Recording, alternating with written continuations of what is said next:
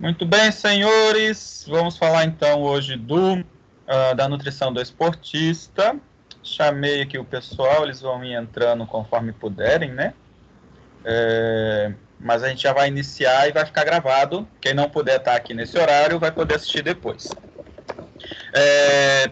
A gente já interagiu sobre esse assunto, né? Já deixei um conteúdo lá para vocês. Vocês assistiram semana passada. Já tivemos perguntas.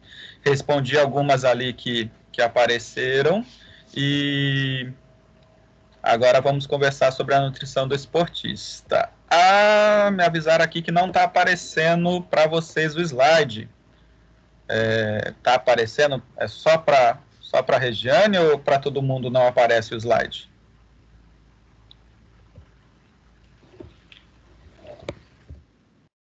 Então, vendo o slide. Alguém me ouve? Da Regiane, é só para ti que não aparece. eu fico muito... Eu não consigo entender porque o programa aqui, algumas pessoas não conseguem ver os slides e outras conseguem. Na apresentação lá do TCC, eu comentei, até tirei print para a Carol ver, eu não estava vendo slide nenhum. Eu estava ouvindo vocês, estava tudo certinho, mas eu não conseguia ver nada da apresentação. Eu não sei o que acontece, não sei mesmo. Aí eu não consigo ajudar. Tá bom? Agora está começando a ver, Regiane? Ou não?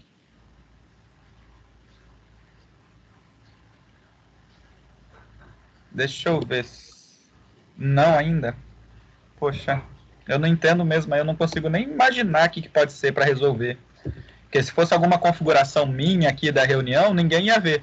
Se eu colocasse assim, né, tela fechada, só vai aparecer minha imagem. Aí ninguém ia ver. Eu não entendo o que pode ser. Bem, né, o slide é só para dar uma ilustrada mesmo, né, no que eu já ia falar.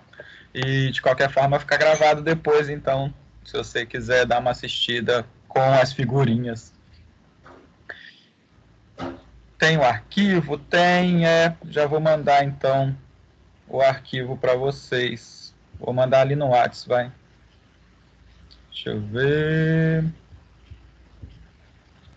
Aqui, documentos.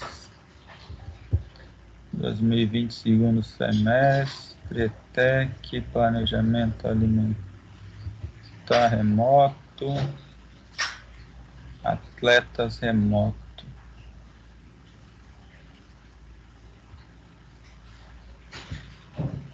Abrir, vou mandar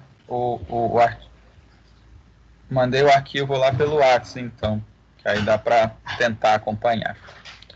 Bem, vamos lá. Já deu tempo de a maioria aparecer aqui. Quem pode está esse horário, quem não pode, não tem problema. Está gravadinho. Vamos lá, então. Quando a gente fala aqui da nutrição do esportista, né, a gente está pensando aqui em desempenho físico, não em estética. E aí podem fazer as perguntas sobre estética, podem fazer todas as perguntas aí que quiserem, mas quando a gente fala lá, por exemplo, que alguns suplementos não têm comprovação, não tem um resultado muito grande, e aí o outro nutricionista fala que tem, e aí vem mais um nutricionista fala que não tem, e fica essa briga, às vezes é nesse foco aí a discussão não é se tem efeito ou se não tem efeito. É porque às vezes um nutricionista está falando que para estética tem efeito, ou para melhorar a disposição da pessoa tem efeito, mas na hora que a gente vai ver para desempenho do atleta, para baixar 1 segundo no tempo dele, para baixar meio segundo no tempo dele, para aumentar o peso que ele levanta, aí não está comprovado, não chega a fazer grande diferença, certo?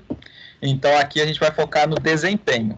Aqui já no início, no primeiro slide, eu coloquei o desenho do fígado e do músculo, porque o fígado é o órgão central que vai decidir qual combustível você está queimando, que você está gastando para a sua atividade física. Então, o fígado vai determinar se você vai usar como fonte de energia proteínas, carboidratos ou lipídios, ok? Então, vamos lá. A gente vai ver nessa aula sobre a energia para o exercício. Já passei um vídeo lá, né, para vocês assistirem, que falava sobre isso. Adaptações fisiológicas, como o seu corpo se adapta ao exercício, e aí ele se adaptando, ele vai funcionar melhor. Metabolismo no exercício, quando que você está queimando gordura, carboidrato ou proteína, e a importância dos micronutrientes e quais são os principais suplementos, ok? Então, coloquei aqui uma imagem da molécula de carboidrato, da molécula de proteína e da molécula de gordura, tá? Dá até medo olhar essa imagem aí, porque, nossa, vai entrar um monte de química, e eu não sei química, eu não gostava na escola, mas não quero, não vamos nos aprofundar. A imagem aqui é só para lembrar vocês que tanto carboidrato, quanto proteínas, quanto lipídios, quanto gorduras, eles têm a mesma base de formação. Eles são feitos de carboidratos, hidrogênios e oxigênios. Então, o meu corpo, o nosso corpo, consegue utilizar esse carboidrato, hidrogênio e oxigênio para gerar energia de qualquer um deles. Só que muda um pouquinho o desenho da molécula, muda como nós vamos aproveitar essa energia. E um detalhezinho, ali nas proteínas, ali está um aminoácido, a alanina, né, um pedacinho da proteína, tem um nitrogênio, que é a grande diferença da proteína para os outros dois, é esse nitrogênio que os outros dois não têm.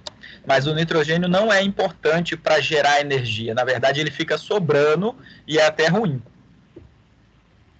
Aqui é um mapa, né? Se você for estudar a fundo as interações entre os nutrientes, se está queimando gordura, carboidrato ou proteína, esse é o mapa das interações químicas. Cada pontinho preto, cada bolinha preta aqui, ó, tem um monte de risquinho preto e uma bolinha preta, né? Várias bolinhas pretas. Cada um deles é uma substância que interage para gerar energia. Essa trilhinha aqui amarela, com esse quadradinho amarelo aqui no meio, que faz um círculo, é o círculo de Krebs, é onde a gente gera a maior parte da nossa energia, certo? Não precisa decorar isso tudo, não precisa, mas tem que entender que um interfere no outro. Se em determinado momento eu estou queimando muita gordura, eu não vou estar queimando muito carboidrato ao mesmo tempo, porque um interfere no outro, certo? Então, eles interagem e é bastante complexo. É isso que eu quero mostrar aqui. É bastante complexo a rota da geração de energia, a rota metabólica dos macronutrientes. Também coloquei aqui, ó, sobre as vitaminas e minerais. As vitaminas e minerais, apesar da gente discutir tanto na internet, e aí quando você acha que acabou, vem mais discussão sobre carboidratos, proteína, lipídios, low carb, dieta cetogênica, dieta da proteína. Muito pouco se fala da importância das vitaminas, dos minerais para a geração de energia. Não é só para o corpo funcionar bem, como se fosse separado da geração de energia. Ele participa diretamente da geração de energia, ok? Então, a gente precisa de vitaminas para gerar energia. Por exemplo, a vitamina B1, B2 e B3 participam diretamente do ciclo de Krebs, diretamente. Então, se você é esportista, se você é atleta, se você faz atividades físicas, né, sem uma regra, mas faz, você se mexe, vai de bicicleta no mercado, volta, trabalha fazendo faxina, você está fazendo atividade física. E você está gastando energia, e toda vez que você gasta energia, você gasta B1, B2, B3, por exemplo, as vitaminas. Olha ali, ó, a vitamina B1, ela também pode ser chamada de tiamina pirofosfato. E aí tem o ATP, né, que a gente vai ver ali, que é um dos combustíveis da célula, ela chama TPP. Olha como é que é parecidinho, ela participa ali na geração de energia. Riboflavina pode ser chamado de FAD ou FAD-H2, que é a B2. Quando eu falo vitamina B2, eu estou falando de uma família de substâncias. Elas vão mudando um pouquinho, tipo eu falar assim, cachorro pequeno pode ser o pincher, pode ser o poodle, poodle toy, pode ser, mas é tudo cachorro pequeno. Quando eu falo cachorro grande, vai ser Rottweiler, fila brasileira, labrador. Então, quando eu falo B1, eu estou falando de uma família de substâncias. Quando eu falo B2, eu estou falando de uma família de substâncias. Dentro dessa família de substâncias, riboflavina, B2, FAD-H. Niacina é a B3, que aí vai ser NAD, NADH, NADP, NADPH. E aí vou passar aqui para a próxima, ó. Dentro do ciclo de Krebs, olá, boa noite. Dentro do ciclo de Krebs, lá que gera energia, a principal fonte de energia, a principal rota de geração de energia que a gente tem, olha aqui, ó, B3, NAD, lembra que eu falei NAD? Ó, NAD é a B3.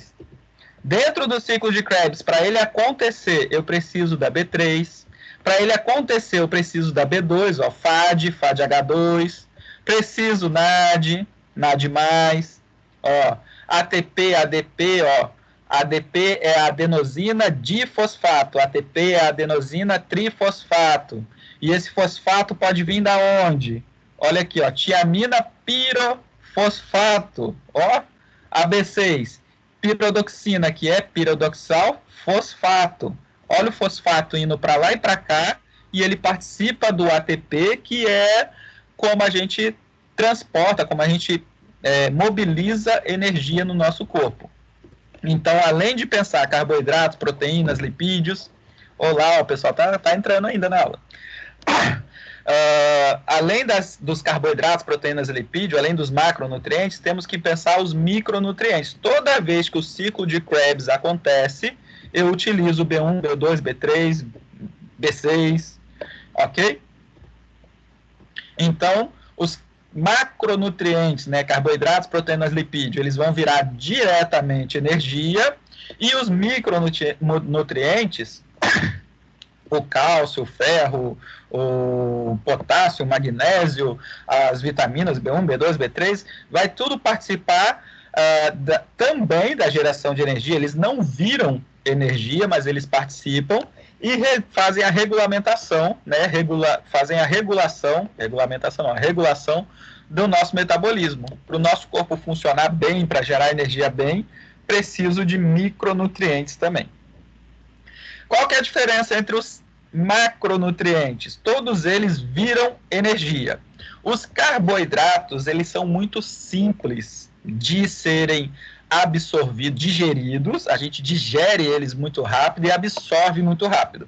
Aí eles chegam na corrente sanguínea. Quando chegam na corrente sanguínea, eles entram dentro da célula e eles viram energia com uma rapidez, com uma intensidade, com uma potência muito, muito, muito alta. Tipo essa fogueira aqui, ó, feita de gravetos, que está queimando muito intensamente, está gerando muito calor, com certeza, e muito brilho, né? Muita luz, está liberando muita energia. Esses são os carboidratos. Comi um pão, 15 minutos depois já está na minha corrente sanguínea. 15 minutos depois já está na minha corrente sanguínea. Comi gordura, vai demorar até 6 horas para chegar na minha corrente sanguínea.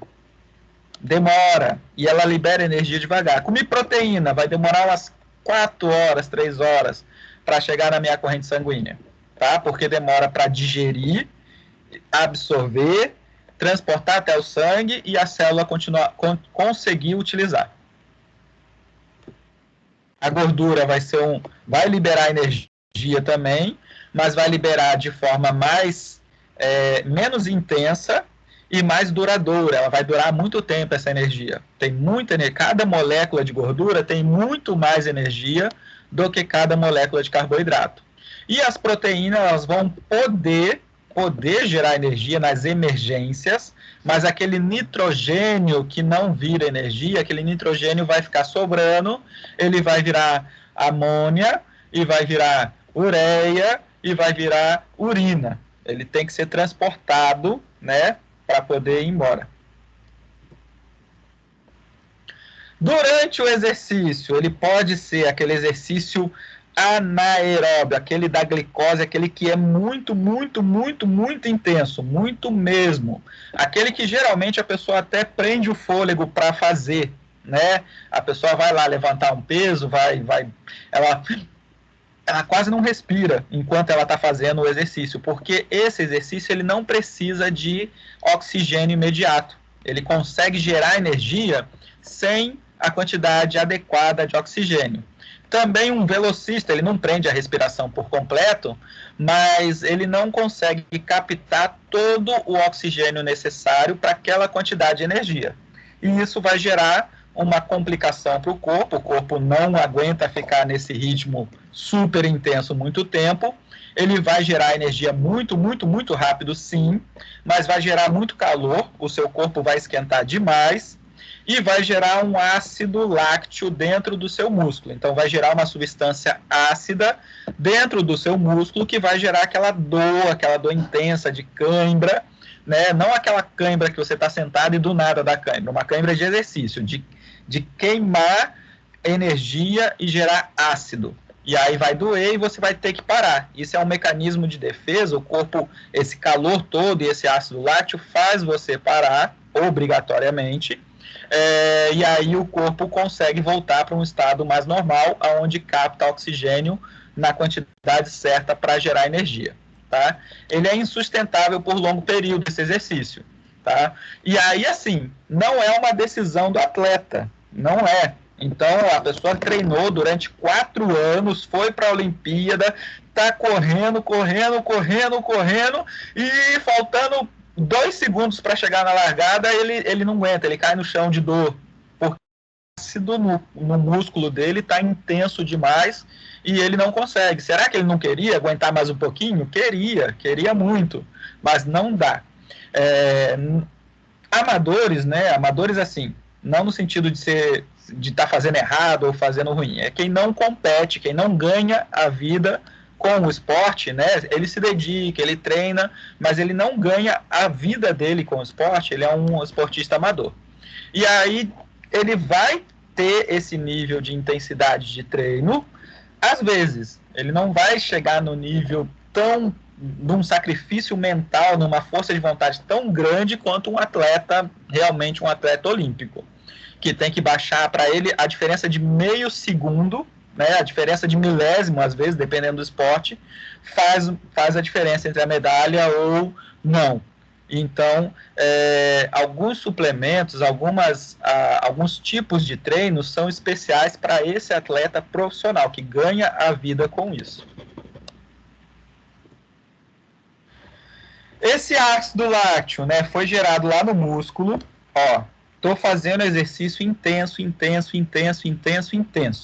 E aí gera ácido no meu músculo, esse ácido vai para o sangue, o meu sangue começa a ficar um pouquinho mais ácido, não sai do pH normal do sangue, esse ácido lácteo vai para o fígado e o fígado dá conta dele, transforma em outra coisa. Por um acaso, transforma em açúcar, em glicose, que o fígado ou guarda ou joga na corrente sanguínea para as outras células. Ok? Deixa eu ver, já tem uma perguntinha aqui. Tomando o complexo B, eu estou tomando todas essas vitaminas? Sim. No geral, os suplementos vitamínicos, eles têm todas elas do complexo B de uma vez só. Mas tem que olhar a caixinha ali atrás, que alguns deles têm uma seleção das vitaminas do complexo B. Tem não vou lembrar o nome agora, que ele é para bioapetite. E ele é rico em B12 e B6, mas não tem a B1, B2, B3 na mesma quantidade que os outros, que o principal foco dele é abrir o apetite. Mas, no geral, quando toma aquele comprimidinho de A5, já tem todas as do complexo B, na dose necessária. Então, o que acontece com esse ácido no meu músculo? Ele vai ser transportado para o sangue, e no sangue ele vai para o fígado, e o fígado vai dar conta. O nosso coração também consegue usar o lactato para gerar energia ali, para transformar em glicose e gerar energia. Mas, no geral, vai para o fígado, e o fígado vai transformar ele em glicose de novo para circular no nosso sangue. E aí, se o músculo precisar ainda, ele pega como glicose ou vai para um depósito do adipócito e vai virar gordurinha. Aqui é um gráfico, né? Aí, gráfico, professor, é só para a gente entender tempo. Ó, aqui, 4 segundos na vertical, 4 segundos, 10 segundos, aí tem uma distância aqui de tempo, uma quebra de período, né? 1 minuto e meio, 3 minutos. Isso aqui, esses 3 minutos, é o tempo que a gente suporta, no máximo, essa geração de energia no nível mais intenso de todos, que é só usando carboidrato e sem oxigênio suficiente. Mais que 3 minutos, muito difícil. Geralmente vai até 1 minuto e meio e você já está morrendo de cãibra, porque gera ácido lático e tudo mais e você vai parar.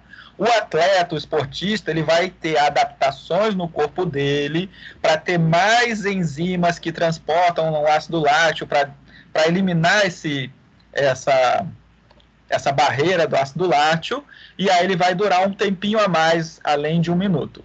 Um suplemento que quase não é falado nas academias, nas palestras, nos blogs, é o bicarbonato de sódio. Não é só tomar lá, né, aquele efervescente, né? Mas dentro ali da sua alimentação, dentro das suplementações, o bicarbonato ele vai ter uma capacidade de tamponamento, de diminuir essa acidez, quando o ácido lático está transportando lá pelo sangue, quando ele está no músculo, o nosso corpo vai conseguir diminuir um pouco essa dor da cãibra, não vai durar tanto tempo depois do exercício, e se ocorrer durante o exercício, não vai ser tão intenso. Mas bicarbonato é muito barato, né, gente? É muito baratinho. Para que você vai pagar caro num bicarbonato? Então, eles nem fazem essa propaganda, nem comentam muito. Mas quando a gente vê profissionais esportistas, né, o nutricionista de esporte mesmo, quando a gente vai assistir as palestras dos doutorados, tudo, aí eles comentam bastante sobre o bicarbonato, mas como não vende muito, né, não tem um marketing muito grande para o bicarbonato, porque ele não gera dinheiro, né, aí o pessoal nem comenta. Aqui outro gráfico, né? Vamos lá. Então, um velocista, né? Ele vai correr 100 metros em 10 segundos. Nossa senhora, 10 segundos, menos até o recorde é menos, né?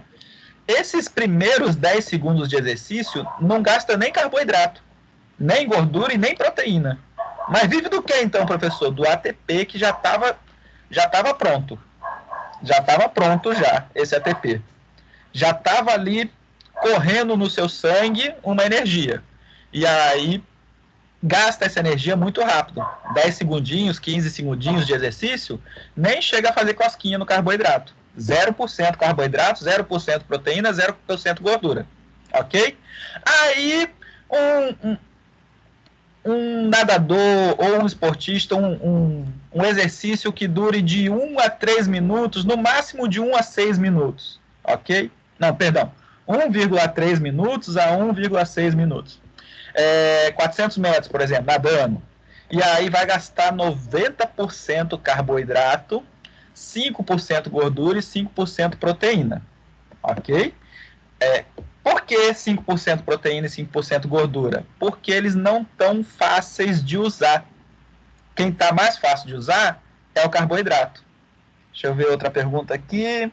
É o caso da ivermectina no tratamento do Covid. É muito barato, não gera dinheiro. Aí eu não sei dizer, eu não estudei a fundo a ivermectina, mas eu sei que quando eu tive que comprar remédio de verme, não deixaram, porque tinha que ter receita controlada agora, porque podia ser usado no caso lá do tratamento. Mas realmente eu não pesquisei a fundo qual era a eficácia ou não.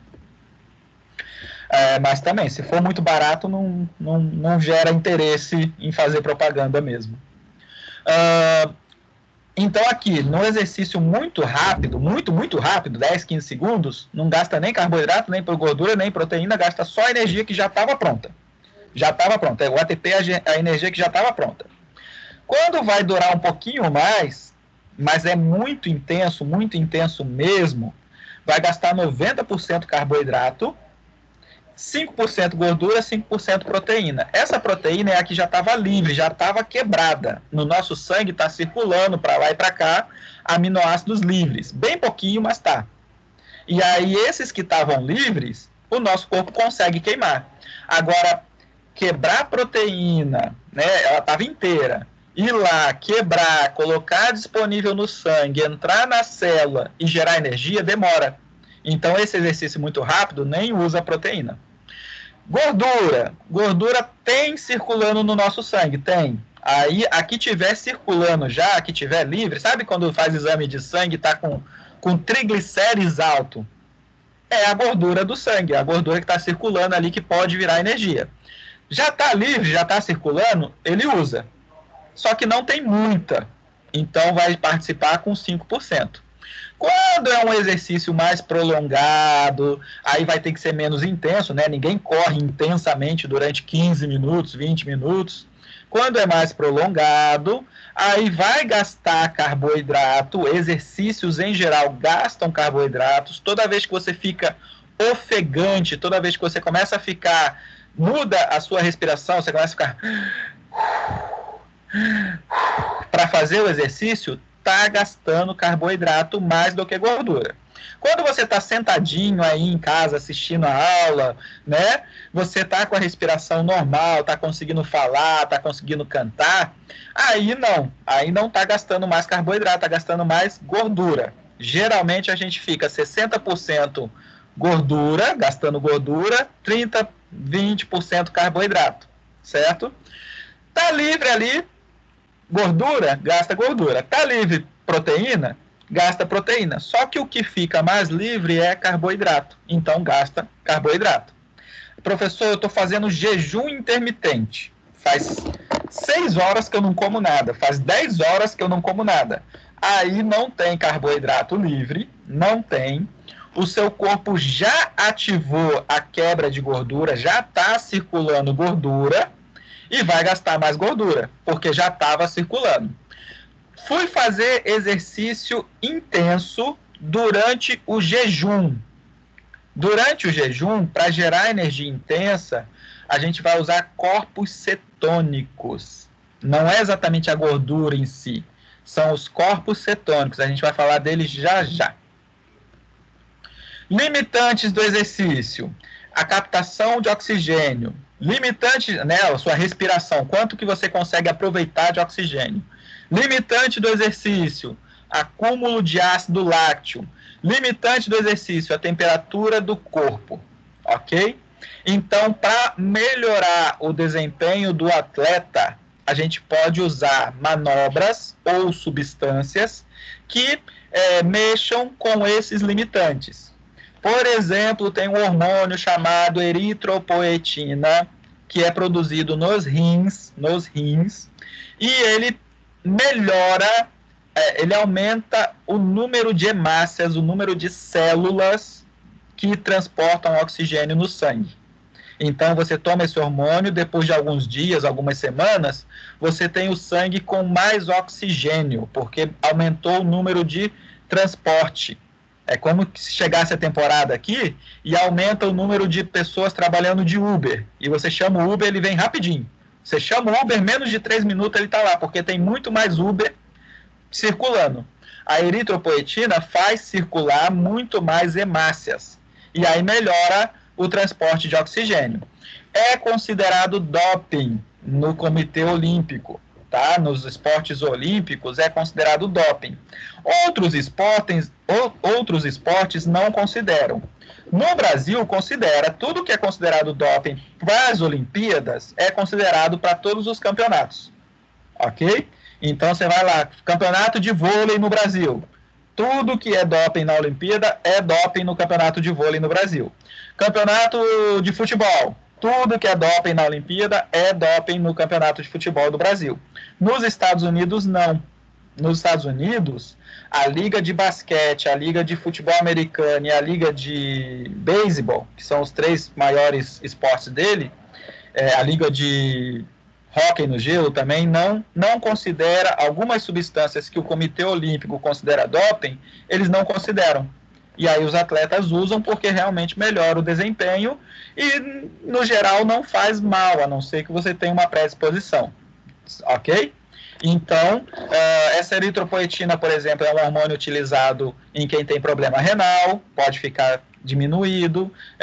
No coquetel do HIV tinha, hoje em dia não sei se ainda tem, que melhora a oxigenação, diminui o cansaço, diminui a prostração. Aí, esse é considerado doping. Outras substâncias podem ajudar um pouco na melhora da captação, da circulação sanguínea. Um aminoácido chamado arginina, que é um tipo de proteína. Aminoácido é a pecinha da proteína. Ele se transforma em óxido nítrico, outra substância, né? E aí nos suplementos fica lá óxido modulina, óxido não sei o que lá, oxi, toda vez que tem esse OX ali, ele está falando para você que ele está tentando melhorar o transporte, a captação de oxigênio, certo? Como é que ele age? Esse óxido nítrico, ele é vasodilatador. Ele consegue dilatar as artérias e aí o sangue passa mais fácil. Não é as grandes artérias, não é a aorta, não vai ficar mais larga, é as microartérias, a circulação capilar, aonde acontece a troca de oxigênio do sangue para o músculo, do músculo para o sangue, o gás carbônico. Esse óxido nítrico consegue melhorar essa troca. Faz grande diferença para o atleta? Nas pesquisas, não. O atleta até relata menos cansaço pós-treino, mas ele não melhora tempo, não melhora desempenho por causa disso. Então, não é considerado um suplemento importante para o atleta. Ele reduz um pouco o cansaço, mas se ele é atleta profissional mesmo, ele vai ter um período de descanso pós-jogo. Então, não precisaria. Acúmulo de ácido lácteo no músculo. O bicarbonato ajuda. Eletrólitos. O que são eletrólitos? São os minerais do sangue. Cálcio, potássio, magnésio, fósforo. Isso tem dentro daqueles isotônicos, dos Gatorades da vida, tá? Não gosto de falar marca, mas assim vocês entendem fácil. Né? Lá no Gatorade, lá no isotônico, o que tem? Eletrólitos, água e carboidrato, para poder manter o sustento do músculo, para gerar um pouquinho de energia para o músculo, para facilitar as trocas das células e evitar cãibra. E o aumento de temperatura é um dos principais limitantes do exercício. Quanto mais alta a temperatura do corpo, mais cansado você fica, mais o seu corpo pede para parar. Então, porém, ele é um mobilizador de gordura. A região do seu corpo que mais esquenta, mais libera gordura. Quem pedala vê muito isso. Eu estou um pouquinho acima do peso e eu quero pedalar para emagrecer. E aí daqui a pouco a perna está bem magrinha e a barriga ainda tem gordurinha. Por quê? A perna aqueceu mais do que a barriga, ali a região do abdômen. E aí aonde aqueceu mais, libera mais gordurinha. Ok? Então, é uma das coisas que usam, né, que, por exemplo, para estética, usar aquelas cintas, sabe? Cinta que aumenta, cinta de compressão, aumenta um pouquinho a temperatura, ainda põe um gel térmico ali, um gel com substâncias que deixam o corpo um pouquinho mais quente, e por incrível que pareça, ali vai esquentar e vai melhorar um pouquinho, vai liberar mais gordurinha daquele pedaço. Vai fazer grande diferença? Adianta eu colocar a cinta e ficar assistindo TV sentado? Não, vai liberar bem pouquinho gordura. Olha a diferença, vai liberar. Estava presa, estava guardada e liberou. Mas para gastar a gordura, para ela virar energia e ir embora, precisa de exercício. Então, só a cinta, só fazer sauna, libera a gordura. Agora, gastar precisa do exercício. Máximo desempenho saudável. Então, o seu corpo, quando você faz uma frequência de treino com uma intensidade forte, ele vai se adaptando. Ele cria adaptações e aí você vai ter melhoria de desempenho, ok? Profissional, esportista, eles treinam intensamente com uma frequência alta e vão melhorando o desempenho deles. Genética. É possível superar a sua genética? Nossa, eu vim com a genética, o meu avô era magrelo, meu pai era magrelo, meu bisavô era magrelo, meus primos são magrelo, meu irmão é magrelo e eu quero ser bombadão. Dá para superar? Dá. A gente usa substâncias, hormônios e supera. E até onde isso é saudável? E até onde você vai poder competir? Será que não vai entrar na questão do doping? Então, a gente vai falar aqui do que é ainda liberado, do que não é doping. Máximo desempenho versus estética. Então, vamos lá. Temos dois atletas aí de esportes diferentes. Um é fisiculturista. Para ele depende do desenho do corpo, da harmonia entre os músculos, da definição nos músculos para competir. E o outro é um atleta de força, um atleta de Iron Maiden, não é Iron Maiden, esqueci o nome que dá para esse esporte. Mas a competição dele tem relação com força, não com o desenho do músculo. E aí eles vão ter corpos, né, definição de corpo diferente. Provavelmente, o atleta ali que está com aquele pneuzão, ele é mais forte, ele tem mais força por centímetro cúbico do que o outro, de músculo. Só que são competições diferentes, são objetivos diferentes. Então, quando a gente fala dos suplementos, principalmente para esportistas, a gente não está exatamente falando de estética, a gente está falando de desempenho para o esporte dele. Se o esporte for exatamente fisiculturista, aí o máximo desempenho é ter a maior área muscular com a menor percentual de gordura. Só que isso é bastante difícil de manter. É tão difícil quanto é difícil manter lá ser campeão várias vezes no futebol, ser campeão várias vezes no vôlei. Tem que treinar muito, tem que ter uma dedicação muito grande. Não é para qualquer um que chega naquele nível de definição, certo? Precisa de bastante dedicação. E as pessoas querem chegar nisso assim, tá chegando o verão, quero ter aquele corpo ali, bem definido, com um baixíssimo percentual de gordura. Demora, é muito difícil, a não ser que você use substâncias que não vão ser tão saudáveis assim. Podem não fazer mal agora, mas a longo prazo podem vir a fazer mal. Essa avaliação, essa orientação, explicar qual substrato, qual combustível seu corpo usa em cada exercício, explicar qual a função de cada macronutriente, falar dos micronutrientes, fazer a avaliação do paciente, vocês podem fazer. Vocês, técnico em nutrição e dietética, vocês podem fazer. Vocês não podem passar a dieta, mas vocês podem dar uma palestra sobre a função dos carboidratos, vocês podem conversar com o paciente, vocês podem conversar na academia, vocês podem ser representantes de venda de suplementos nutricionais. É uma área que contrata técnico em nutrição dietética para ser representante de venda.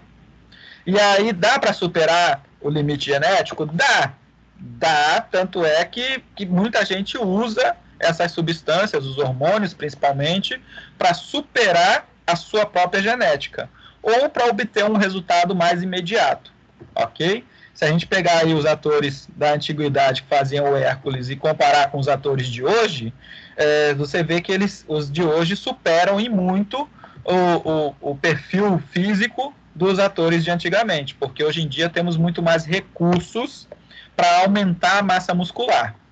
Até onde isso é saudável, até onde isso está dentro dos seus objetivos, aí tem que conversar com o seu médico, o nutricionista não pode passar esse tipo de substância, o educador físico não pode passar esse tipo de substâncias, hormônios, não pode, só o médico, de preferência o endócrino, que é o especialista. Aqui tem mais um gráfico, aqui embaixo são semanas de treino, entrou na academia, dia 0. Aí, depois de 20 semanas, não é dias, não é 20 dias, não é um mês, é 20 semanas dá uns 5 meses, 4 meses. Então, você vai ter um desempenho, vai ter uma melhora, você vai ter um progresso de desempenho, E a partir ali de 10 semanas, você já também consegue ver um bom desempenho de ganho de massa muscular. Isso aqui, ó, hipertrofia, tá em inglês aqui, né? Desculpem. Essa linha azul é aumento de músculo. Começa e chega a um patamar. Depois de um certo tempo, depois de 40 semanas, 50 semanas, então quase um ano aqui de exercício, você chega treinando forte, treinando direitinho, você chega praticamente no seu limite genético de ganho de massa muscular, depois de um ano bem treinado, né? Um ano de academia ali ganhando massa muscular, você chega praticamente no seu limite. E aí atinge um patamar. E para você superar o seu limite genético, geralmente usa substâncias esteroides, né? Bomba de academia. O desempenho físico, o desempenho de rendimento, também pode continuar subindo ali por mais de um ano, mas chega num patamar. E para você ultrapassar ele, vai ter que também ou ter muito treino de um nível assim olímpico, ou, né, usar substâncias que melhoram o seu desempenho. E tem uma questão neural aqui, essa questão são os seus hormônios naturais. Depois de um certo tempo, ele cria uma adaptação e entra num patamar. Por isso que tem que colocar hormônios sintéticos para ultrapassar esse rendimento que a sua genética te impôs. Ah, professor, mas pode usar? Depende do seu objetivo. Você entendeu os riscos? Entendeu os riscos? Entendi. Entendeu quais são os benefícios? Entendi. Você quer? Quero. Conversa com o seu médico. No Brasil é proibido. No Brasil só usa esteroides, só usa hormônios na menopausa para as mulheres e na andropausa para os homens.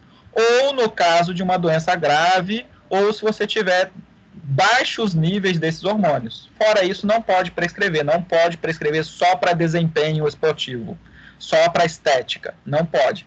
Nos Estados Unidos, usa para emagrecer, por exemplo, testosterona. Você usa, aumenta a massa magra e você emagrece muito mais rápido. Adaptações metabólicas. Que quer dizer com isso? O atleta, ele vai ter, por exemplo, o atleta de força, de corrida, ele vai ter aumento da geração de energia imediata, a creatina fosfato. Deixa eu voltar aqui uns slides. Oxe, não volta mais. Voltou. Aqui, aqueles primeiros 10 segundos, 15 segundos, usa ATP, a energia que está livre, já estava fabricada, é só usar. Não preciso quebrar nada, já estava pronta, só usar. E aí, para completar, usa ATP-CP, ATP creatina fosfato. Creatina fosfato, fosfato com P, porque é dos latim lá. E aí, esse sistema de creatina fosfato, o seu corpo fabrica creatina, é um suplemento muito famoso também, creatina. O seu corpo fabrica, mas quando você faz exercício, ele fabrica mais ainda. Ele consegue ter uma quantidade maior de creatina que vai gerar uma potência de exercício maior. Ah, e quem toma creatina, professor? Quem compra lá na academia, na loja de suplementação e usa para fazer academia? Vai sentir menos cansaço. Para exercício de força, exercício imediato de força, academia, jogar tênis também faz uma força e dá uma descansada no braço. Faz força, dá uma descansada, vai e para, vai e para. Esses exercícios que usa muita intensidade e para, muita intensidade e para, o esportista ele tem sim uma boa melhora quando usa creatina. Ah, eu surfo. Surfar você rema, aí pega uma onda, rema, pega outra onda, você quase nunca descansa mesmo, né? A não ser quando não tem onda, aí você não está surfando. Ah, eu corro, eu pedalo. É um exercício meio constante, não é uma força e para. E aí a creatina não entra tanto, não faz tanta diferença assim. A creatina faz diferença quando é exercício de muita força e dá uma parada. Muita força e dá uma parada, certo? Glicogênio muscular. O nosso corpo, ele guarda um pouquinho de carboidrato para ele. Sabe quando você leva um lanchinho para o quarto? Né? Leva um lanchinho com você na bolsa? O músculo, ele tem uma reservinha, um lanchinho de carboidrato para ele usar. E aí, quando você faz exercício constante, com intensidade, o seu músculo se adapta para carregar mais desse glicogênio, e aí você vai durar mais tempo o seu exercício sem cansar tanto. Uma colega falou aqui, eu uma vez comecei o Bud, não sei falar isso não, Bud Puppy, muito pesado, deve ser aquele que fica pulando na caminha elástica, eu acho que é esse, né? É bem intenso, mas é um exercício, o exercício aeróbico ali, rítmico, né? Aquele que você fica pulando na cordinha, na caminha elástica, ou aquele que o professor fica lá na frente e fala, 1, 2, 3, vai! Ele é intenso, mas ele é contínuo. Esses exercícios intensos e contínuos não tem tanto benefício com a creatina. O que tem mais benefício com a creatina é um exercício intenso e para. Intenso e para. Tipo musculação. Você vai lá, faz 15 repetições e para, respira, relaxa. Na de aeróbica não é tão assim, né? É mais contínuo. Pode ser intenso, mas é meio contínuo. Aí a creatina não faz tanta diferença. Mas também aeróbico, tanto o anaeróbico, tanto musculação quanto aeróbica, eles melhoram o glicogênio muscular. E aí, com o passar de algumas semanas, 1 mês, 2 meses de treino, você sente menos cansaço, porque o seu músculo está se adaptando, ok? E isso vocês podem explicar para os pacientes de vocês. Olha, depois de algumas semanas de treino, em torno de 10 a 20 semanas, o seu corpo vai se adaptar bastante, vai diminuir bastante essa dor, esse cansaço do início. Quem já é esportista já sabe, né? Ele cansa ainda porque ele está tentando aumentar ainda mais o desempenho, está tentando superar. Mas se ele continuasse num ritmo só, depois de 2, 3, 4, depois de 3 meses, você aguentar, eu pedalo 10 quilômetros. E você sempre pedala 10 quilômetros, daqui a pouco você nem cansa mais. O seu corpo se adapta. Você vai cansar se você, aquele cansaço extremo, chegar esgotado, você vai cansar se você quiser superar esses limites. E também outras enzimas ali, né, para quem faz exercício de força intensa, aí vai melhorar o desempenho de retirar o ácido lácteo, retirar aquela dor da cãibra, aquela dor do ácido do seu corpo e vai melhorar a captação de açúcar. O açúcar vai entrar mais rápido na célula e vai virar energia mais rápido e você vai ter mais potência. O tipo de músculo é diferente, o tipo de fibra muscular. Não é só tamanho de braço, não é só tamanho de músculo. É o tipo de fibra que faz a diferença. Tem tipo de fibra que é mais, tem um desempenho mais econômico. Então, tem fibras que parecem aquelas picapes 4x4, que gastam muita energia, muito combustível, mas tem muita potência. E tem outras fibras que são mais econômicos. Você enche o tanque e vai embora. Então, quem tem um tipo de fibra muscular mais eficiente, mais duradouro, ela vai ser menor. A área do braço, a área da perna vai ser menor, o tamanho do músculo vai ser menor. Quando você treina bastante, exercício de força, pura força, aí vai melhorar vai aumentar o tipo de fibra de potência e vai aumentar, elas são mais grossas, mais largas, e vai aumentar a área muscular. Não dá para ter tudo, não dá para ser um halterofilista e correr a maratona, né? Você tem que escolher um tipo ou outro. A maioria das pessoas que são esportistas de esportes não tão intensos, né? Não é um levantador de peso e nem um maratonista. Ele tem uma mescla dos dois tipos de fibras. Aqui falei lá das vias, né? Do exercício no seu máximo, vai gastar mais carboidrato e até 3 minutos gasta sem oxigênio. Esse ATP, essa energia imediata que eu falo, dos primeiros segundos, ela já está pronta. Ela dura tanto quanto essas fagulhas. Sabe quando você roda bombril? Não sei se vocês já foram. Na infância de vocês, se vocês eram atentados, e vocês queimavam o bombril e saíam rodando por aí. Ele faz esse tipo de fagulha ali. E ela é muito rápido, né? mesmo se bater um pouco no seu braço, não chega a dar uma queimadura intensa, porque a duração é muito pequena. E o nosso ATP, o tal do ATP, é isso, é uma energia imediata, ok? Só dura 15 segundos, então a gente quase não fala dele, só para esportes específicos, né? Só para o maratonista, para o velocista lá, só para o Usain Bolt faz a diferença o ATP ali, mais ou não. Outro gráfico aqui, esse aqui é de potência, qual o seu VO2 máximo, qual a sua oxigenação máxima.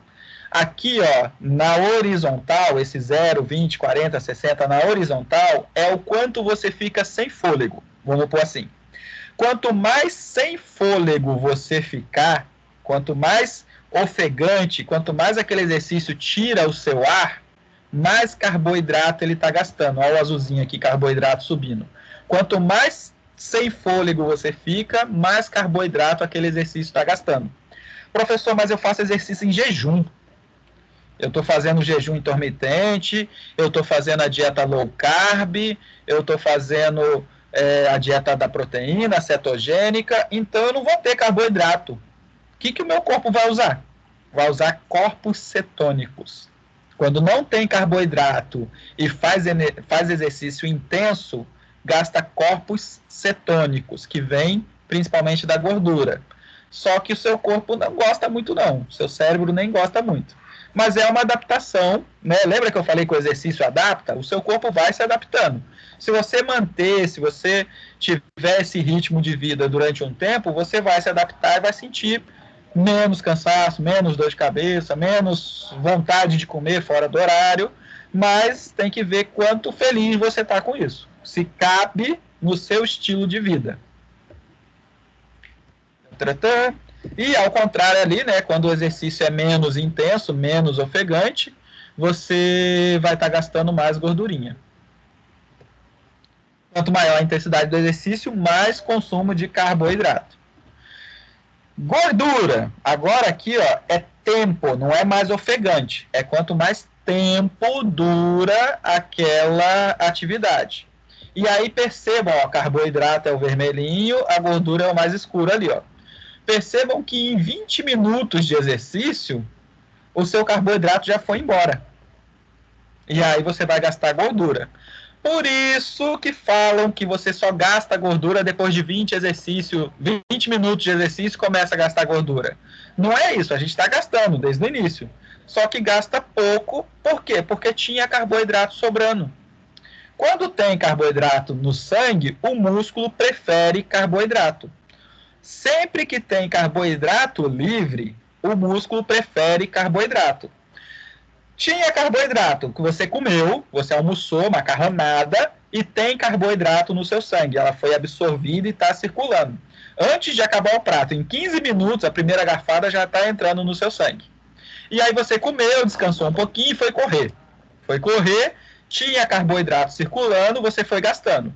Ainda tem macarrão no seu estômago, ainda tem macarrão no seu intestino, ainda está fazendo digestão, ainda está absorvendo, ainda está entrando um pouco de carboidrato. O músculo tem o glicogênio, tem carboidrato guardado. Mesmo assim, somando isso tudo, o seu almoço, né, a sua refeição, mais o carboidrato do músculo, acaba em torno de 20 minutos, certo? E aí você vai começar a sentir um cansaço, porque o seu músculo não gosta de trabalhar à base de gordura. Você não vai manter uma potência grande, porque a gordura libera energia mais devagar. Mas você consegue, por força de vontade, manter o exercício, né? Tem um boi correndo atrás de você, tem um leão correndo atrás de você. Você não vai parar só porque cansou, você consegue manter o exercício. E aí, claro, se o leão não te pegar antes, né? É um leão meio lento, vai. Por isso que eu falei boi primeiro, para não dar tempo de chegar em você. 20 minutos, acabou o carboidrato do seu sangue, está acabando o carboidrato do seu músculo, o fígado consegue guardar carboidrato também, liberar carboidrato, mas direciona mais para o cérebro. O seu músculo consegue usar gordura. Para ele meio que tanto faz. Tem carboidrato, prefiro carboidrato. Só tem gordura, eu uso gordura. está muito intenso, aí usa corpos cetônicos, porque ele queima mais rápido, ok? Então, depois de 20 minutos, queima mais gordura do que nos primeiros 20 minutos. Professor, o meu objetivo é ganhar peso, eu quero aumentar. Então, você não vai ficar forçando o exercício. Você faz um exercício intenso, geralmente é musculação, e depois de 20 minutos, meia hora, você para. Se você ficar mantendo, você vai queimar gordura, vai queimar proteína, porque acabou o carboidrato. Acabou o carboidrato, vai queimar outras coisas. Vai queimar gordura? Vai queimar gordura, mas vai queimar proteína também. Então, você vai parar o seu treino se você queria ganhar peso. Ah, não, professor, meu objetivo é exatamente esse, é exatamente perder a gordura. Então, eu tenho que fazer o exercício que dura 20 minutos. Depois de 20 minutos, com certeza vai estar gastando mais gordura do que carboidrato. Ok? Claro, exercício intenso, não é atividade física, não é caminhei 20 minutos, estou gastando gordura. A caminhada não mexe tanto com o seu fôlego, né? Não te deixa tão ofegante, gasta o carboidrato mais devagar. Aqui eu estou falando do exercício mais intenso. O exercício intenso durante 20 minutos, né? Que você ficou ofegante, uma corrida, ou então aquela que você corre um pouco, caminha um pouco, corre um pouco, caminha um pouco, aí depois de 20 minutos está gastando bastante gordura, ok? E aí não consegue ser tão intenso assim. Para o esportista, para quem quer desempenho, não só perder gordura, ganhar massa, quem quer desempenho, para quem faz uma corrida, uma maratona, para quem joga bola, para quem joga vôlei, para quem surfa, o ideal é que ele faça um exercício que não sobrecarregue demais o músculo, que o músculo tenha o carboidrato para gastar. Tendo o carboidrato, o músculo prefere, olha que legal, ele prefere o carboidrato. E geralmente quem faz esporte de forma profissional, quem faz esporte para desempenho, não só para estética, já consegue manter um corpo legal, não tão alto percentual de gordura. Então não é uma preocupação deles tão grande perder gordura. Quando prolongamos o exercício por mais de 30 minutos, a principal via é gorduras, tá? Que vai ser retirado do depósito, ela estava guardada, sabe a nossa bordinha de catupiry aqui, a banhazinha aqui da barriguinha, do culote, aquela embaixo do braço, é reserva, está guardado lá, bem guardadinha a gordura. Começou a usar o carboidrato do sangue, ele foi acabando, a gente começa a liberar a gordura que estava guardada para o sangue, vai circular e vai gastar. Não gastou, volta para o depósito, tá bom? Não gastou, volta para o depósito. Roupa de frio, né? Agora a gente está chegando o verão aí, dia 22 vira para verão, e geralmente a gente guarda as roupas de frio, pega o casaco, dobra bem e bota lá no fundo do armário. Só vai pegar ele se precisar. É isso que a gente faz com a nossa gordura. A gente guarda ela bem lá no fundo do depósito e só puxa de lá se precisar. Se tiver carboidrato circulando, não pega gordura nunca. Por isso que o pessoal fala tanto do jejum intermitente, porque aí não tem carboidrato, vai pegar gordura. Se você não comer excesso de carboidrato, também não vai ter muito carboidrato sobrando, e aí vai pegar gordura. Se você comer carboidrato toda hora, se você comer toda hora um doce, toda hora belisca uma bolacha, toda hora toma um chazinho, aí come uma fruta, toma um golinho de café com açúcar, toma um refrigerante, aí come outra bolachinha, agora é hora do almoço, aí eu comi. Aí toda hora você faz um lanchinho, toda hora tem carboidrato circulando, toda hora o músculo usa carboidrato. Aí não usa gordura, aí acumula mesmo. Refeição antes do treino, então, para desempenho, não é para estética, não é só para perder gordura, para desempenho. Rica em carboidrato, para você poder manter o músculo abastecido de carboidrato, para ele ter o máximo desempenho dele, ok? 1 hora antes do treino, 1 grama de carboidrato por quilo de peso. Eu peso 80 quilos, 80 gramas de carboidrato. Peso 60 quilos, 60 gramas de carboidrato. Se a refeição foi 2 horas antes do treino, para dar tempo de baixar, para não pesar do estômago, aí 2 gramas de carboidrato, e assim vai. Refeições durante o esforço físico. Durante. Tô correndo, tô pedalando, tô jogando futebol. A gente vai fazer uma refeição bem pequena, 30 a 60 gramas de carboidrato por hora, dá umas 2 paçoquinhas, olhe lá, dá uma uma banana e meia, olhe lá. Reposição hidroeletrolítica. O que é isso? É os minerais. É tomar isotônico em vez de água. Porque se você só tomar água, você suou água e sais minerais. Quando você toma só água, dilui ainda mais o seu sangue. Você já perdeu sais minerais e botou só água. Você tem que botar água e sais minerais de novo. E esses isotônicos geralmente já vêm com 6% de carboidratos, que vai dar, ao longo de 1 litro ali, as 30 gramas de carboidrato por hora. Ok? Quanto é que a gente bebe de água? Proporcional à perda. Então você vai, pesa antes do seu treino, treina, pesa depois. Se não foi um treino intenso ou não foi prolongado, não vai dar quase diferença nenhuma. Ah, não, professor, eu pedalo durante 2h30, 3 horas. Pesa antes, pesa depois. Vê quanto perdeu de água, é o quanto que você tinha que ter bebido de água. Certo? Nesse dia do peso, né, da verificação, você não bebe água, você só pedala. E aí você vê quanto você desidratou e vê o quanto você tem que reidratar. O educador físico explica isso melhor e faz esse planejamento melhor.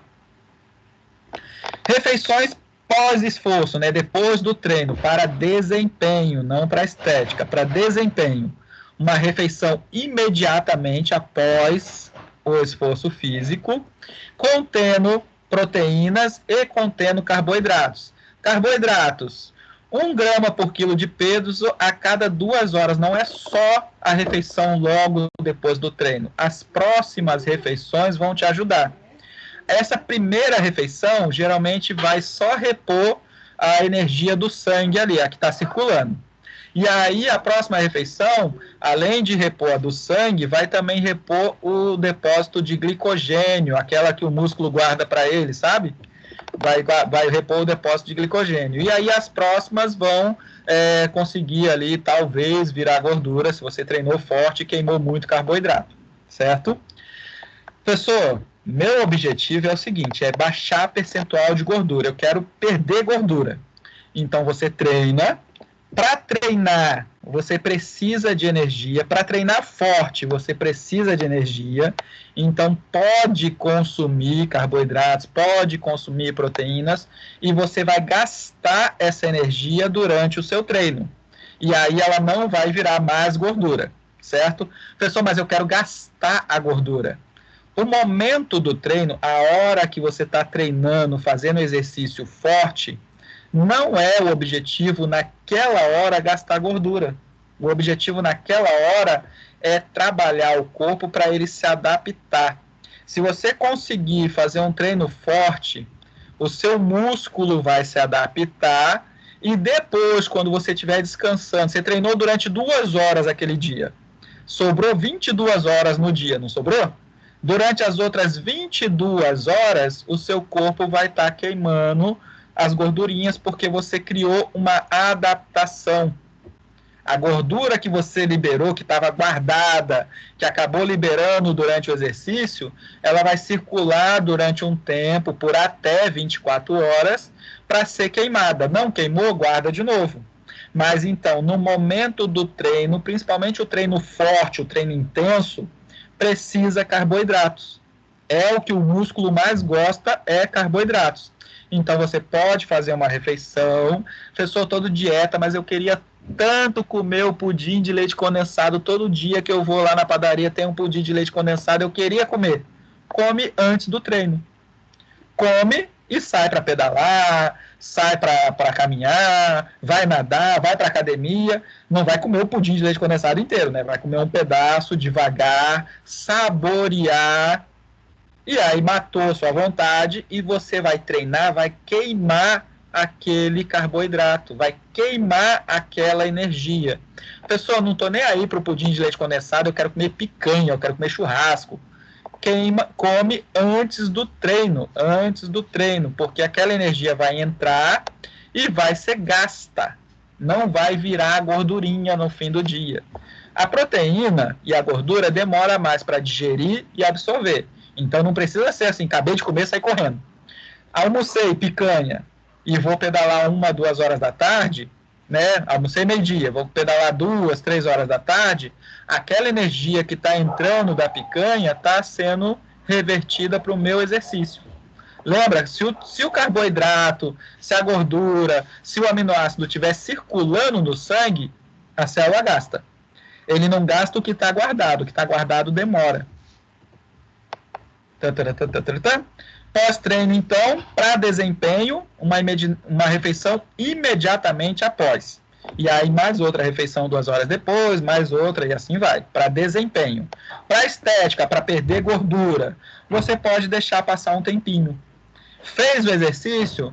Não come nada ainda, vai para casa, tomar banho. A adrenalina do exercício vai cortar um pouco a sua fome, você vai aguentar ficar sem comer imediatamente. E aí essa 1 hora a mais que deu de até em casa, tomar banho, para depois fazer a refeição, era 1 hora a mais que o seu corpo estava queimando gordura. Você não está ofegante? Você parou o exercício, não está mais ofegante, seu corpo para de queimar carboidrato, volta a queimar gordura. O exercício durou mais de 20 minutos, já estava queimando gordura. E você prolongou, parou o exercício, parou, foi lá para a academia, fez aeróbica, fez aquelas zumba, dança, e parou, não comeu nada ali, foi para casa, tomou banho, depois foi fazer uma refeição. Aquele tempo entre o fim do exercício e até a refeição, estava queimando gordura, bastante, porque não tinha carboidrato circulando, ok? Ah, não, professor, eu estou indo para academia para ganhar massa muscular, os meninos geralmente, né? Eu quero aumentar o braço, eu quero aumentar a perna, eu quero o abdômen definido. Assim que acabar o exercício, na academia ainda, você já leva uma banana, leva um lanche ou um suplemento lá e faz aquela refeição imediatamente após acabar o exercício, para cortar a quebra de gordura, para cortar a quebra de proteína e o músculo já começar a entrar carboidrato, já começar a entrar energia e parar de gastar. Aí vai ter um desempenho de ganho de massa maior. Proteínas e exercício. A proteína não é uma fonte de energia importante durante o exercício. A gente só usa a proteína que está circulando já. Se eu tiver que quebrar a proteína para gerar energia, demora. Então, durante o exercício, ela não é tão importante quanto o carboidrato e a gordura. A proteína também pode virar corpos cetônicos, mas demora mais que a gordura ainda. Ela vira menos corpos cetônicos do que a gordura vira. Então, a proteína ela não é tão importante para o exercício quanto a gordura e o carboidrato. Por isso que você não vê o jogador de futebol, o surfista profissional, você não vê o tenista falando assim, nossa, eu tenho que comer muita proteína porque eu vou treinar agora. Não é isso. Porque ela não participa imediatamente do exercício. Ela participa ao longo do dia, vai entrando, você comeu, vai digerindo, vai absorvendo, está circulando no sangue, pode virar energia. Entrou, está sendo usada, produziu um hormônio, produziu músculo, produziu cabelo, aí ela já não vai mais virar energia. Teria que quebrar músculo para gerar a energia dela. E aí não é tão legal, o corpo quase nunca faz isso, quebrar proteína para gerar energia. Só se faltar mesmo. Endurance, né? Você vai fazer um exercício muito prolongado. Aí sim, a proteína vai ter uma contribuição, porque ela vai entrando, conforme vai absorvendo, vai entrando no sangue e vai virando energia. E ela pode participar do total de energia daquele exercício. Mas só para exercícios muito longos, mais de 2, 3 horas. Certo? Se tiver carboidrato circulando, não queima proteína, não queima gordura. O carboidrato é a opção principal. Mais um aqui, depende da intensidade. Sim. Durante exercício intenso, sabe o BCAA, que tanto fala? Ele é aminoácidos de cadeia ramificada. São pedacinhos da proteína que eles entram praticamente direto no ciclo de Krebs. direto para gerar energia. E eles são usados principalmente nos músculos. Então, quando a gente fala lá do whey protein, o whey protein é rico em BCAA. O BCAA também, né, é puro BCAA. Só que, como eu falei, o músculo, se tiver carboidrato, ele prefere carboidrato. Se tiver gordura, corpos cetônicos, ele prefere gordura, corpos cetônicos. Então, o BCAA é um dos mais controversos suplementos nutricionais. Porque muita gente indica, muitos esportistas, muitos atletas amadores, o cara que vai para a academia, ele fala, não, realmente, o relato dele, realmente eu senti menos cansaço quando eu comecei a usar o BCAA. Ok? Ok. Quando você pega um atleta profissional e suplementa ele com BCAA, não gera resultado. Não melhora desempenho. Então, ele vai estar numa categoria de indicação bem pequena para atleta profissional.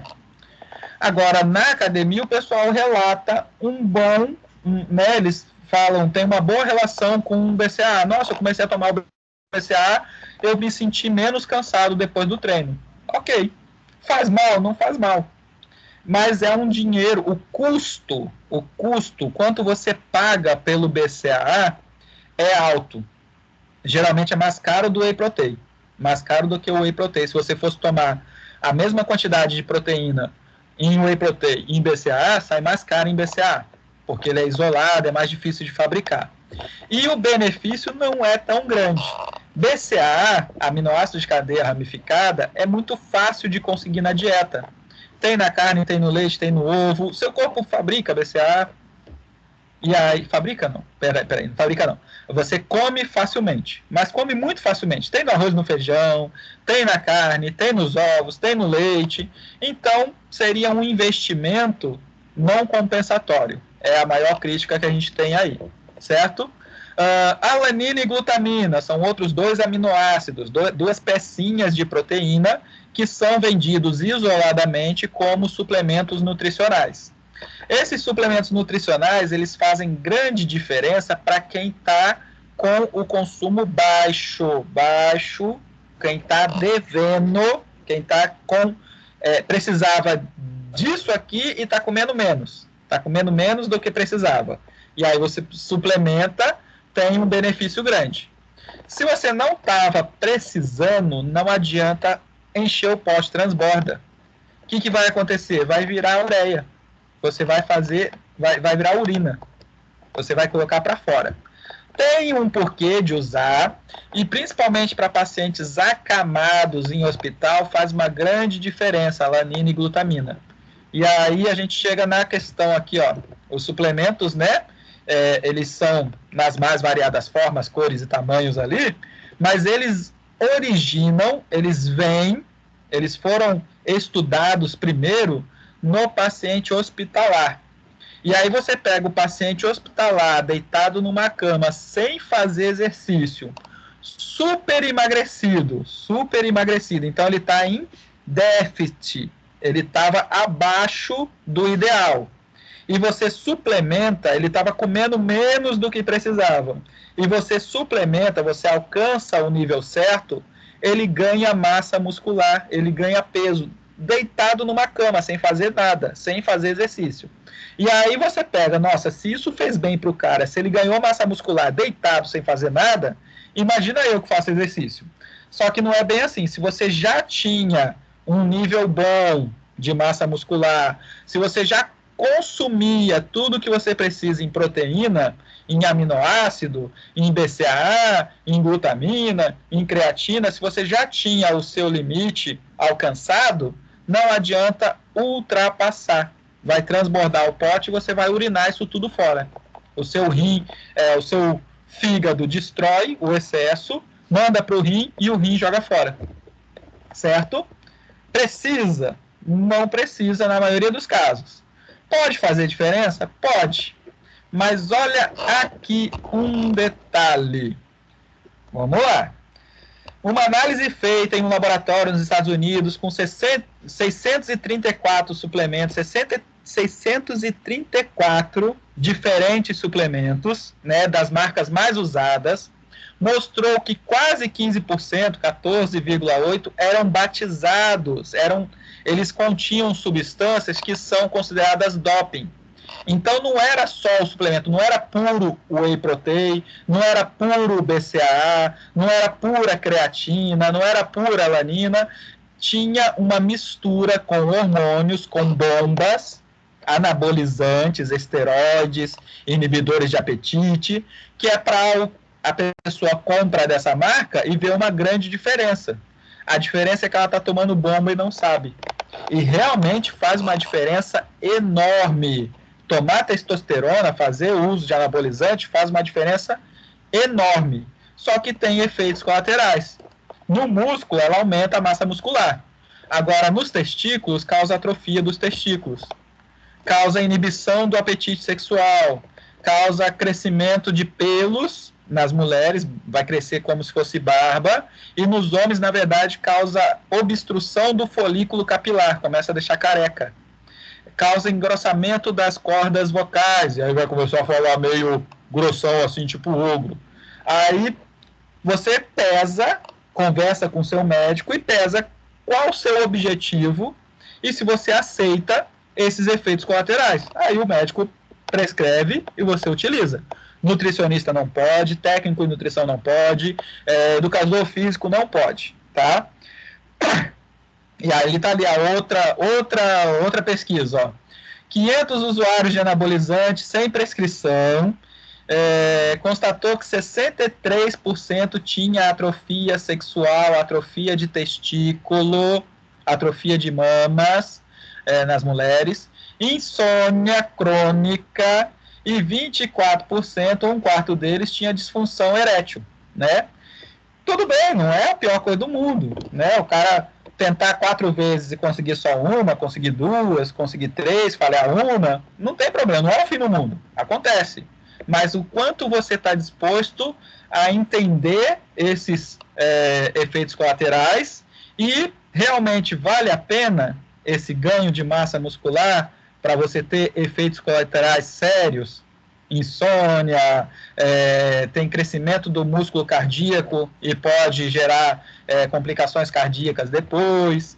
Então tem que pesar o quanto você quer esse atalho. E aí o detalhe que algumas marcas de suplemento colocam isso no produto sem você saber. Você vai ler o rótulo e vai estar escrito 100% puro whey protein isolado. E tinha bomba dentro. E eles não falaram.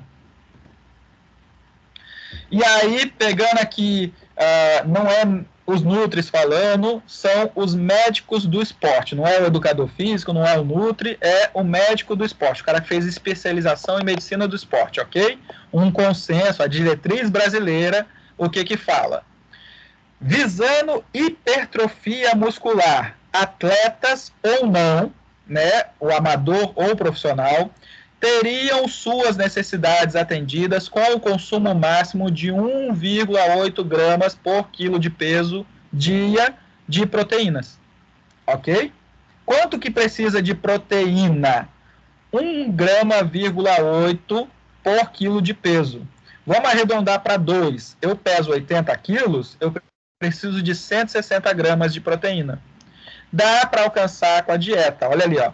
Contempladas perfeitamente em uma alimentação equilibrada. Ok? Precisa tomar whey protein, creatina, BCAA, etc? Não. Quando é que é recomendado, então? Quando é que a gente pensa em utilizar algum suplemento? Quando a alimentação do atleta não está completa, quando falta, né? Fiz o cálculo lá e ele realmente está comendo menos proteína, ou menos energia, menos nutrientes do que o necessário. Aí a gente completa, suplementa, não ultrapassa, não adianta.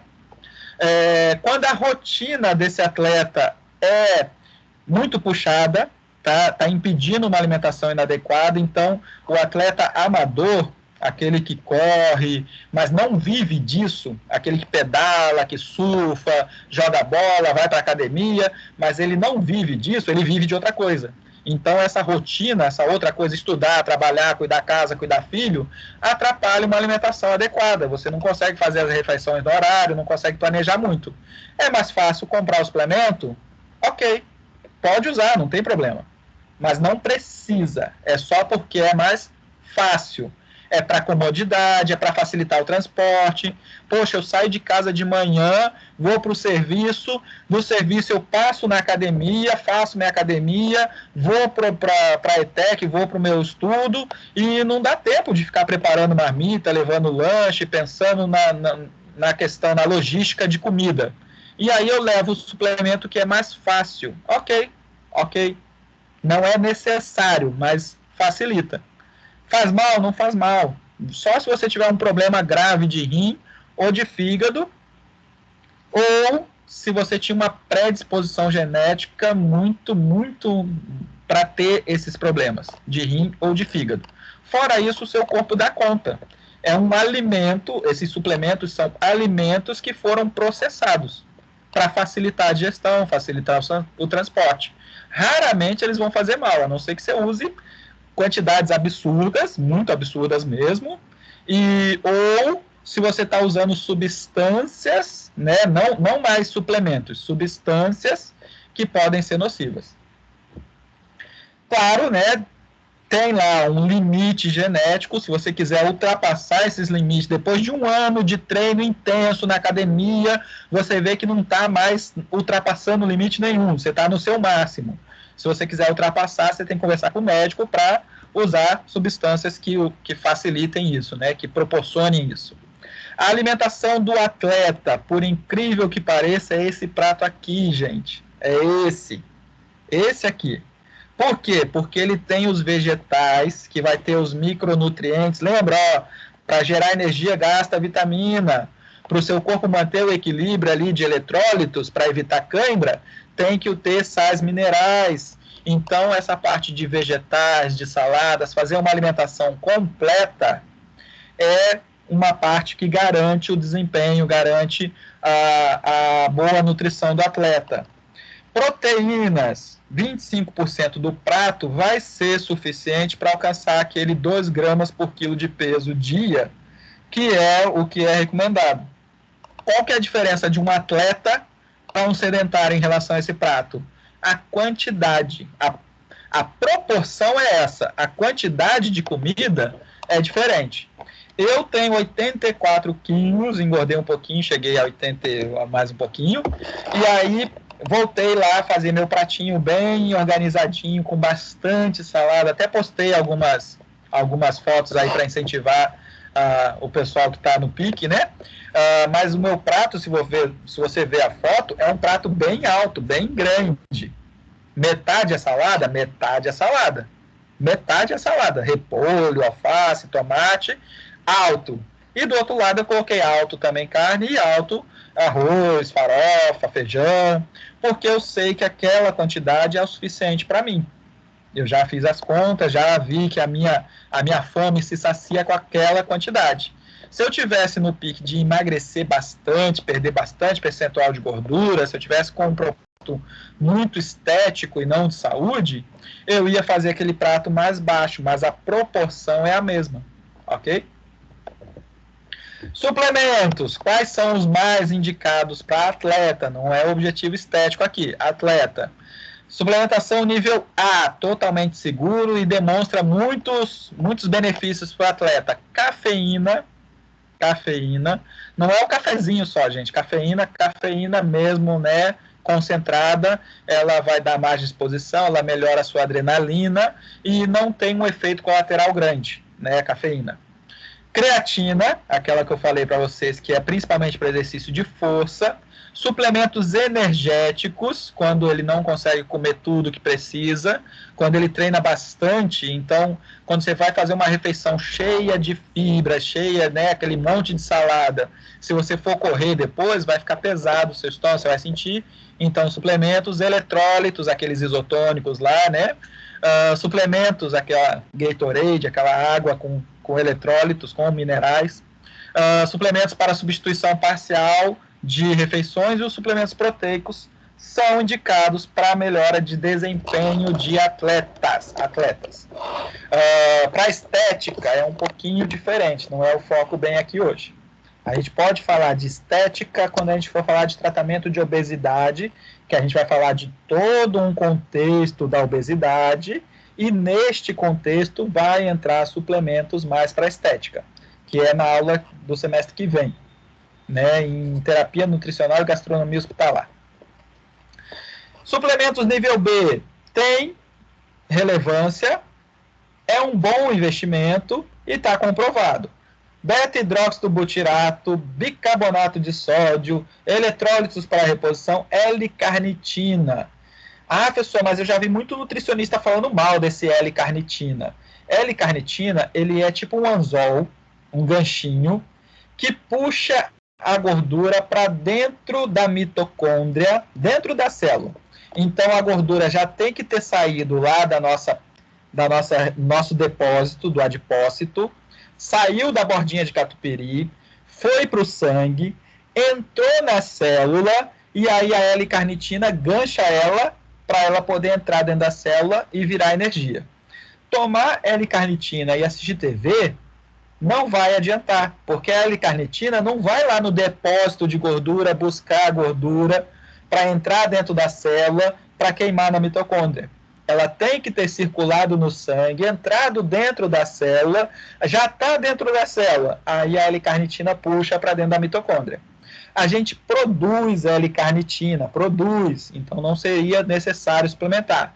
Mas quando foi suplementado em atletas de longa duração, mostrou um desempenho melhor, ok? Então, serve para emagrecer? Não exatamente, serve para desempenho de atletas de exercício de longa duração, 1, 2, 3 horas de duração, a L-carnitina mostrou eficácia. Nível C, aminoácidos de cadeia ramificada, que é o BCAA. O que é isso? Evidências insuficientes para desempenho ou efeito direto. Então, quando eu fui lá, eu não, né, os cientistas, foram lá e suplementaram BCAA para o esportista, não teve resultado no desempenho dele. Então, não tem por que investir tanto dinheiro nisso agora, porque não tem resultado no desempenho. Óleo de peixe, probióticos, óleo de peixe ali é ômega 3, para vocês terem ideia. Ômega 3 não melhorou o desempenho do atleta. Então, não está recomendado. Nível de evidência insuficiente para desempenho. Ômega 3 é ruim? Não, não estou dizendo isso. Ele não melhora desempenho do atleta. Ômega 3 é bom, a gente consegue consumir na alimentação. Se não consumir, é legal suplementar, certo? Se você não come peixe 3 vezes por semana ou linhaça regularmente, é bom suplementar ômega 3. Né? Mal não vai fazer e a chance de fazer bem é bem grande. E assim vai, com enzima Q10, fitoterápicos, aí já é nível E. E aí, além de não ter evidências, também pode ser considerado doping em alguma situação, ou não teve benefício nem para a saúde, nem para desempenho, então não está recomendado para atletas agora, mas continuam em estudos, ok? A gente está falando de evidências. Olha, precursores de óxido nítrico aqui que eu falei, de vasodilatadores. Na verdade, quando foram tentar fazer esse tipo de pesquisa, a pressão arterial do indivíduo, eles se sentiram mal, sentiram sintomas de pressão alta, tontura, taquicardia, sudorese, agitação, porque dilata as artérias e você está no meio do exercício, força demais seu coração. Então, poderia até fazer mal. Por isso que ela na evidência D. E aqui, né, na evidência E, aí é o que pode ser considerado doping ou pode ter efeitos prejudiciais para o seu desempenho como atleta. E aí a gente não recomenda esse tipo de substâncias para os atletas por risco de poder prejudicar a saúde ou ele ser pego num exame de doping aí no esporte dele. Óleo de coco foi vendido, foi feito propaganda como emagrecedor. E aí não teve essa comprovação, não é indicado. Cafeína, aqui ó, estimula a liberação de adrenalina, promovendo lipólise. O que é isso? Quebra de gordura. A gordurinha estava guardada e foi liberada na corrente sanguínea para poder gastar. Isso melhora para o atleta de longa duração, principalmente. Curta duração usa carboidrato, longa duração usa gordura. E também, para quem quer emagrecer, ela ativa um hormônio que é sensível, né? Um hormônio para queimar gordura, para liberar gordura. Queima na célula, para liberar gordura, certo? Então, tem alguns suplementos que a gente pode utilizar para melhorar estética e também servem para melhorar desempenho físico. Suplementos vitamínicos, em geral, não fazem mal, só faz mal para quem tem problema de rim ou de fígado. Tanto é que vende sem suplementação. Se você é atleta, se você é esportista, tem que ter cuidado com suplementação, qual é a marca que você vai usar, para ver se não vai ter nenhuma outra substância ali que pode ser considerada doping. Mas, no geral, o atleta amador, que não vai ter problema com doping, tem sim benefícios com suplementação. Ah, mas eu já faço uma dieta ok, uma dieta mais ou menos boa. Eu uso suplemento de proteína, mas o suplemento de proteína não tem as minerais, não tem as vitaminas. O custo é relativamente barato, custa em torno de R$1 ou menos o comprimido, e você tem que tomar um por dia. Então, vale a pena investir nesse tipo de suplemento. Ali, a colega está falando que toma a coenzima Q10, que é um tipo de micronutriente também. E faz a diferença para ela. Sim, também tem essa questão pessoal. Tem pessoas que, pelo ritmo, pelo nível de alimentação, pelo seu cotidiano, vão se beneficiar, vão sentir melhor com alguns suplementos e outras não. E aí, para o desempenho físico, a Q10 não foi ainda comprovado. Mas se você se sente bem, é o que eu estou falando.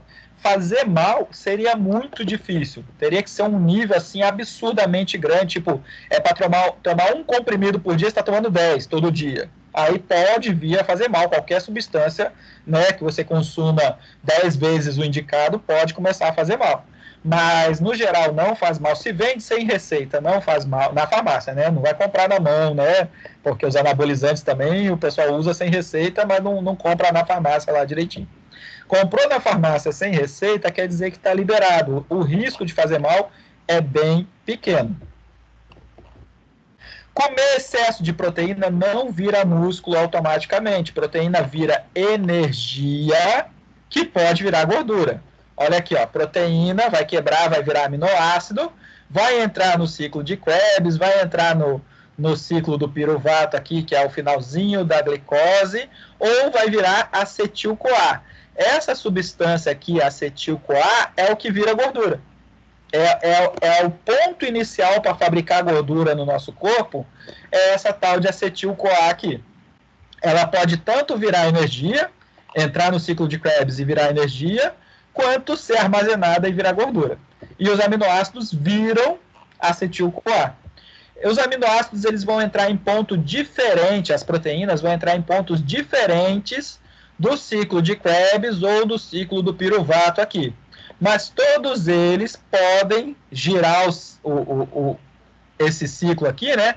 Podem girar essa roda e virar acetil-CoA e vira gordura. Então, comer excesso de proteína não garante massa muscular. O que garante massa muscular é fazer exercício intenso e contínuo, né? Fazer um ritmo de exercício, não é uma vez ou outra, é um ritmo e intenso. Não garante massa muscular só comer proteína. O músculo, né? A gente vai queimar proteína, a gente vai quebrar a proteína, vai virar energia? Vai. Mas aí vai virar também NH4, ó. NH4, amônia, NH4 e NH3, amônia, que vai ser transformado em uma outra substância para poder transportar até o fígado, né? Vai ser transformado em alanina, vai levar até o fígado, e o fígado vai transformar de volta em amônia para transformar em ureia. Então, olha o trabalho que você dá quando come excesso de proteína. O corpo dá conta, mas não é o que ele mais gosta. O que ele gosta mesmo, o que o músculo gosta de queimar como fonte de energia é açúcar. Faltou açúcar, quebra gordura. Faltou açúcar e gordura, quebra aminoácidos, quebra proteína e corpos cetônicos. Aqui a amônia pode circular no seu corpo, né? Ou a ureia pode circular no seu corpo e dar uma síndrome urêmica, pode dar problema, mas isso é quando você está com problema ou no fígado, que era para transformar essa amônia em ureia, ou nos rins, que era para jogar a ureia embora. Hipertrofia tem que fazer exercício. Ou, né, quem usa suplementos não, quem usa substâncias anabolizantes, os hormônios têm uma força muito grande para fabricar músculo. Excesso de proteína a longo prazo e muito excesso pode aumentar a excreção de cálcio, dar uma osteoporose, pode dar colesterol alto, pode aumentar muito os corpos cetônicos, se for muito grande o consumo de proteína e, em conjunto, um baixo consumo de carboidratos pode gerar corpos cetônicos demais, queimar gordura demais, queimar proteína demais e gerar acidez no sangue. Pode virar gota, pode virar ácido úrico. Sabe quando dá pedra nos rins? É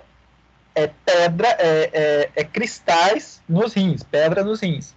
Gota é cristais de ácido úrico dentro das juntas. Fica uma pedrinha, um cristal dentro da sua junta. Aí dá gota. Os aminoácidos de cadeia ramificada, por que eles fazem tanto sucesso? Porque eles queimam preferencialmente no músculo. Certo? Eles, quem faz exercício forte e o músculo começa a utilizar também carboidrato, também BCAA para gerar energia, começa a ter aquelas adaptações metabólicas e acaba agindo no aumento de massa muscular. Mas não é só tomar o BCAA, é fazer o exercício físico intenso, de força. O Whey Protein é rico em BCAA, por isso que ele também faz tanto sucesso. Ele é muito fácil de absorver e ele queima no músculo preferencialmente. Ele entra no ciclo de Krebs lá na geração de energia. É muito difícil ele virar gordura, por isso que faz tanto sucesso. Precisa? Não precisa. É mais fácil de levar e você quer? Ok, a gente coloca na conta para não sobrar muito, para você não gastar dinheiro à toa, e manda e faz esse consumo de Whey Protein ou BCAA. Leite. Não seria legal, então, tomar leite, professor, em vez do Whey Protein? Não é a proteína do leite? Você teria que tomar bastante leite para chegar na quantidade de proteína que você toma naquelas 3 colherinhas de Whey Protein. Teria que ser, agora eu não sei a conta direito, mas seria quase 1 litro de leite ou mais para chegar naquela conta do Whey Protein. E o leite em si não faz mal, só faz mal para as pessoas que têm intolerância, que não se sentem confortável tomando leite. Até o CRN coloca que não encontra respaldo científico para tirar o leite de quem não tem alergia ou intolerância. Creatina vai agir naquele exercício de força imediato. Exercício prolongado não traz, a creatina não traz tanto benefício assim, tanto desempenho assim. Exercício de força, faz força para, a creatina tem um efeito de gerar energia mais rápido, né, com mais potência, e você vai cansar menos, vai sentir menos cansaço. A gente consegue creatina muito fácil em carne, leite e ovos, mas... Oi, estou em vídeo chamada. Desculpem.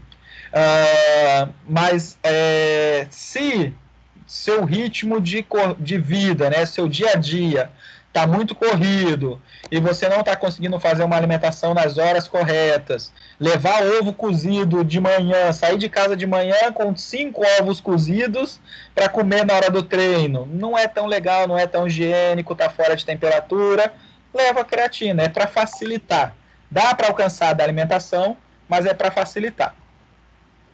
Ela mexe lá naquele ATP, naquela energia imediata, então para o exercício prolongado não faz tanta diferença, só para o exercício imediato, exercício curto, força para. Glutamina, vende isolado, é fácil de comer também, é muito fácil, mas 60% dos aminoácidos livres no sangue é glutamina. Então, quando você come pura glutamina, absorve glutamina, ele vai ficar circulando no sangue, vai ser fácil do músculo pegar para utilizar como energia. E 60% no músculo, desculpe. E no sangue é 20%. Então, precisou queimar energia, não tinha tanto carboidrato assim circulando, vai queimar aminoácido. A glutamina é um dos mais abundantes ali circulando.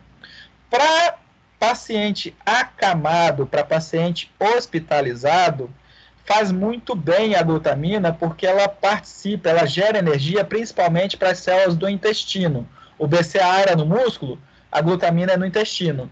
E aí aquele paciente que estava acamado, muito magrinho, o intestino dá uma atrofiada, você suplementa a glutamina, o intestino melhora e o intestino absorve melhor os outros nutrientes quando ele melhora. Aí o paciente tem uma melhora geral. Até para escaras, né, para doenças, paciente acamado que teve um machucadinho ali por úlcera de pressão, né, úlcera de decúbito, e a pele fica tão fraca que ela começa a rasgar.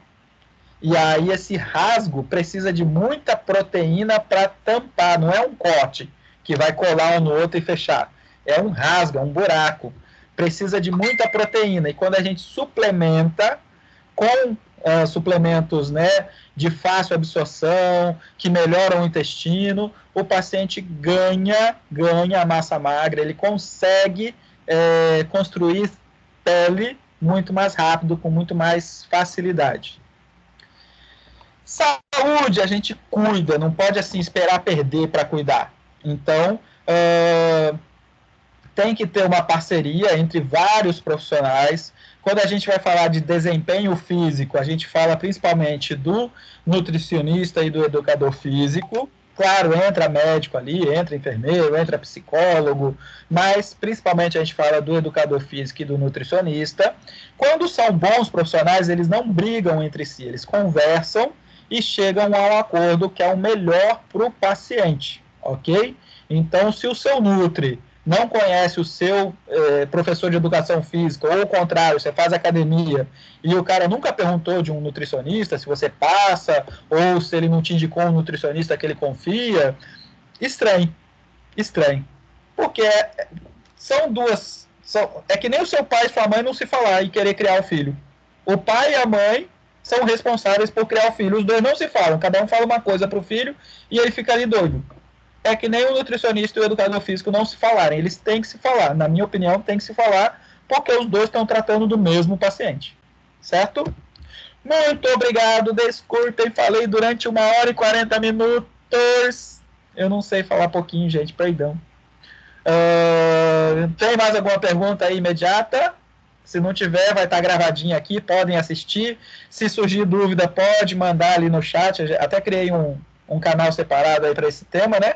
Podem continuar mandando perguntas, a gente vai respondendo. Deixa eu ver se tem pergunta no chat. Não.